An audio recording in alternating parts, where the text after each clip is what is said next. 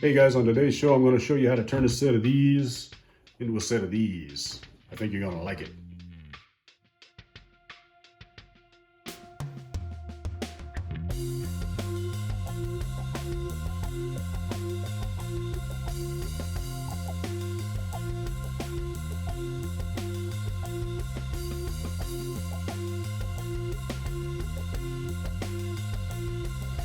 Hey guys, this is going to be an inside video today because it is cold, wet, and miserable outside, and I really don't feel like going out there.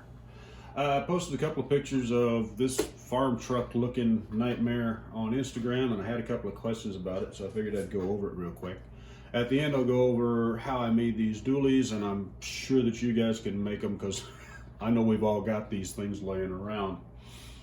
Anyway, this is a parts bin truck. There isn't hardly anything on this truck that I bought purposely for this.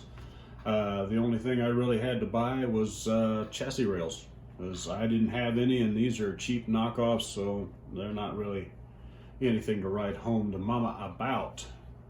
Only got body clips in the front because it's just geared to where this thing just flips up out of the way.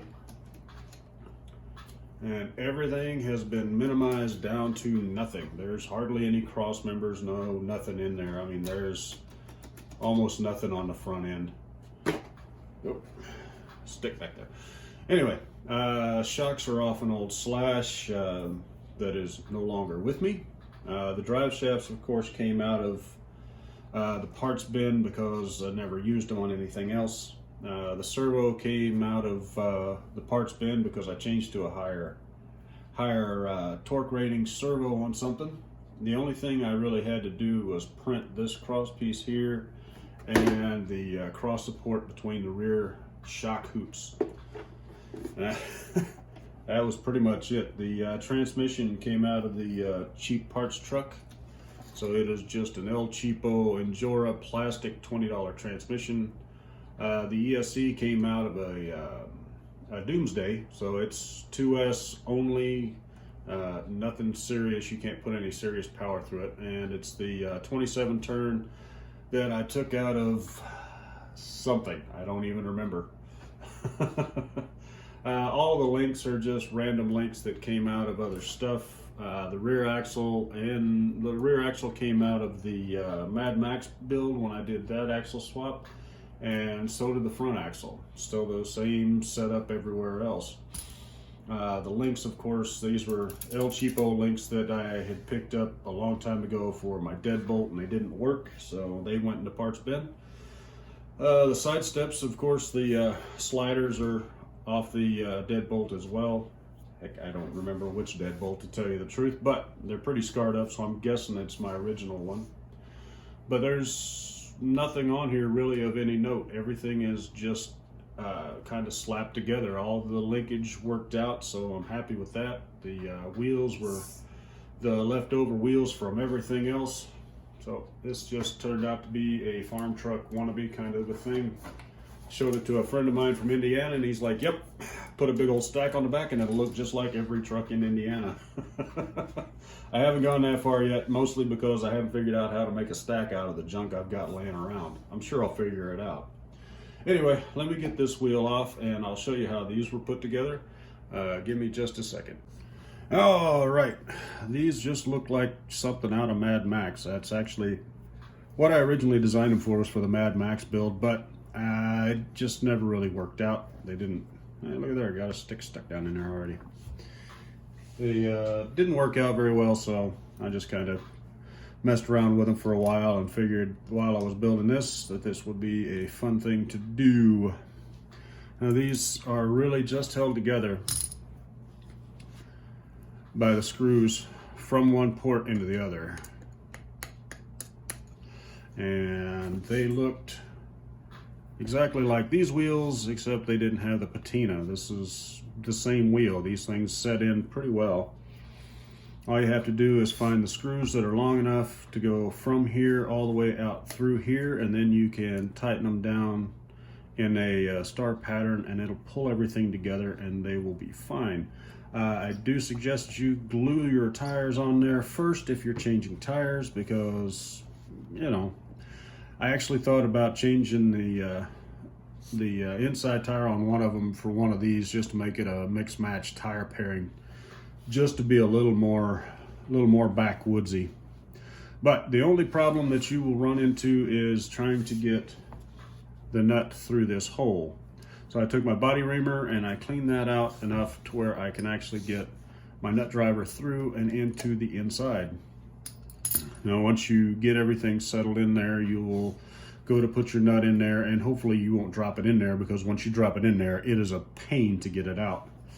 But all this is button head Allens from the back side. They come all the way through, and heck, let me pull one out real quick and I'll tell you how long it is. Now I was gonna go with nylock nuts on there, but I decided against it, just mostly because I didn't want to deal with all of that hassle. And these were easy, and all you do is put some Loctite on the end of it, and it holds that nut plenty tight. And I haven't had one come apart yet, and I've actually run this a couple of times, so I do check them when I get done, just because if you don't, you know that's exactly when everything's going to fail on you. And come on. You may want to clearance these holes just a little bit with a drill bit, just to make it easier to slide in and out, get these things in and out of there. But if you're like me, you're just hard-headed, you just don't want to deal with that, you can do it just like that. All right, these are a grand total of, we're going to call that 30 millimeter threaded body. So make some 30 millimeter bolts and some standard 4 millimeter nuts, and that's all it takes. Once you get the hole reamed out, you'll have to ream it out almost entirely to the 12 millimeter hex body inside there. You can hollow this thing out as much as you want, I suppose, but I didn't want to lose any of that inner strength from the webbing on the casting back there, so I just did as much as it took to be able to get the nut driver through there, because otherwise you start weakening that wheel and it just gets sloppy after that. All right, I won't be able to do a run video today. Like I said, it is cold and nasty outside. Somebody asked if this thing will do a wheelie because of the way I've got it set up, because essentially all that it has is a battery compartment for the back. There's no room for it anywhere else in there. So I'm not sure if it will pull a wheelie, but you know, I suppose if you're confident enough in your transmission and your gearing, then I'm sure you can do that. I may have to try it, just because, like I said, it is a super cheap transmission. I'm not really worried about it, but that may be in a running video sooner or later. This, like I said, this is just a video because I got some questions on it and I wanted to clear everything up, show everybody what I did. This has been a kind of a fun, just something to keep my brain active more than anything when I'm sitting here trying to think up the next video, because last week I was a vegetable when it came up for ideas on a video. I shot some stuff and it just didn't work out for me. So I sat in here and played with this, and I posted a picture of it on Thanksgiving, and it seemed to be pretty dang popular, especially with those dualies. And that's where we ended up today. All right. Make sure you get your nut nice and square in there, because it's going to be horrible if you have to take the wheel apart to try to get the nut out. I like that. They spin pretty true. I mean, it's, like I said, it's all just spare parts. But I'm betting that at least 3 or 4 of you have a set of these wheels laying around that you can do this to. I've had 3 sets of these, and I know that one set went with another truck, so I've still got these things just laying around. It's fun to find something new to do with your old parts. I don't like to throw anything out, just because eventually you will end up at this portion where you're like, I'm bored, I want a new truck, but I can't afford it, something like that.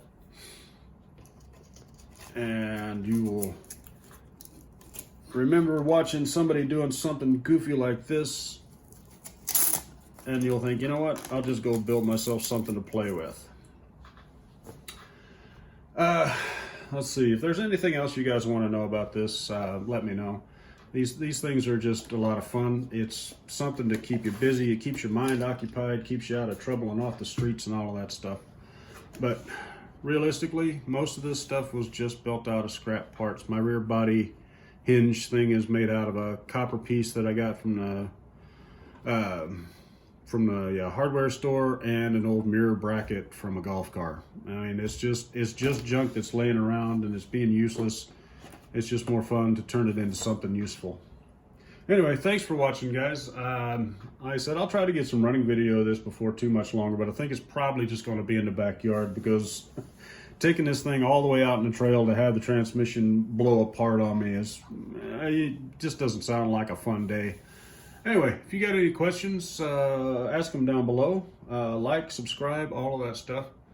Happy Thanksgiving and Merry Christmas, Happy New Year, all of those things that we're not supposed to say anymore.